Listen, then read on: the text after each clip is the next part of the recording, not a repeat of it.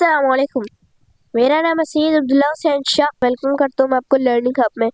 आज हम लोग पढ़ेंगे present perfect continuous tense. Helping verb है, इसके सिंपल सेंटेंस की हेल्पिंग वर्ब है हैज बीन और have been. Subject plus helping verb plus fourth form verb plus object plus preposition. अब subject, helping verb, fourth form verb, object, इनमें से मैंने आपको फोर्थ फॉर्म वर्ब का नहीं बताया होगा, मैं बता देता हूँ। आईएनजी होते हैं जिनके एंड पर होते हैं ना, वो होते हैं फोर्थ फॉर्म वर्ब। ये सारे चारों के चारों चीजें तो आपको पता चल गई। हेल्पिंग वर्ब भी हैज बीन और बीन है, ऑब्जेक्ट जिससे जुमला खत्म होता है, लेकिन हमने जुमला खत्म नहीं करना। प्लस प्रपोजिशन, प्रपोजिशन होते हैं प्रपोजिशन डायरेक्शन, जगह या फिर टाइम। मैंने इनमें से टाइम को चूज किया, आप देख सकते हैं hours, hours, minute, days, yesterday, seconds. मैंने इसमें से टाइम को चूज किया है। द चाइल्ड हमारे पास सब्जेक्ट आ गया है। Has been helping verb, weeping fourth verb, for object, 3 hours preposition। The boy helping verb, has been helping verb, sleeping fourth verb, for object, 12 hours preposition।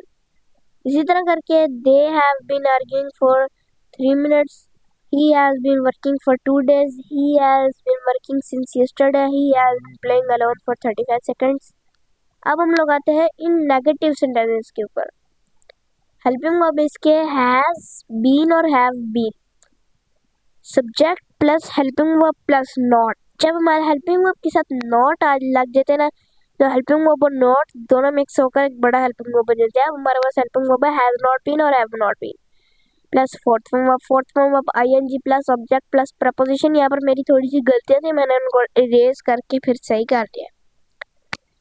The child subject, has not been helping verb, weeping fourth form for object, 3 hours preposition.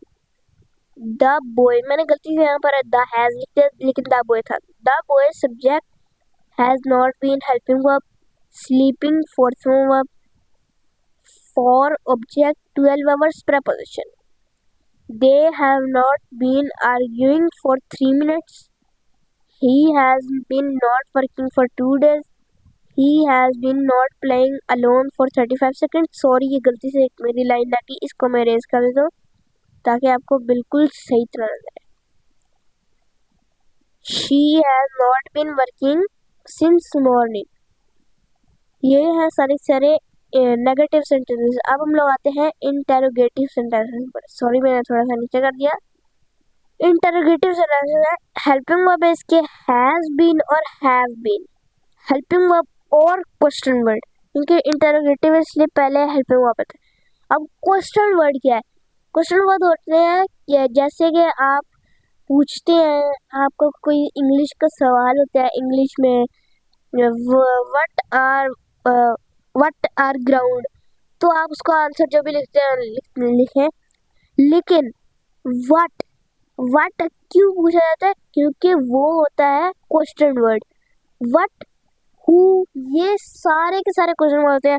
मैं आपको बता देता हूँ, what, who, हुम, whose, ये है सारे के सारे question word plus subject plus fourth verb plus object plus preposition। Has helping verb as the child been sweeping for 3 hours।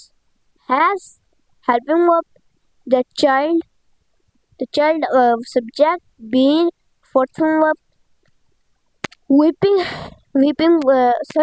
है हमारे पास हेल्पिंग वर्ब का पूरा हिस्सा, क्योंकि हैज पहले आधा हिस्सा था ना, ये देखें बीन पूरा हिस्सा आ गया। Weeping fourth verb for 3 hours, for object, 3 hours object preposition।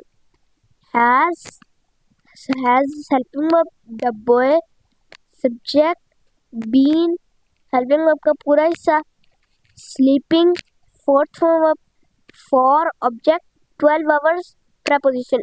ये एक लाइन लगी है, इसको मैं रेज कर रहा हूँ ताकि आपको सही तरह नजर आए। अब हमारे पास है have they been arguing for 3 minutes, has he been working for 2 days, has he been playing alone for 35 seconds, have you been doing exercise since afternoon. आपने एक चीज़ का ध्यान देना है, एंड पर आपने ज़रूर क्वेश्चन मार्क डालना है इंटरोगेटिव के अंदर, और नेगेटिव और सिंपल के अंदर आपने क्वेश्चन वो डालना है फुल स्टॉप। नहीं डाला तो सवाल गलत हो सकता है। आज के लिए बस इतना ही, मिलता है आपको नेक्स्ट वीडियो में। For more information and for more guidance, अल्लाह हाफिज़।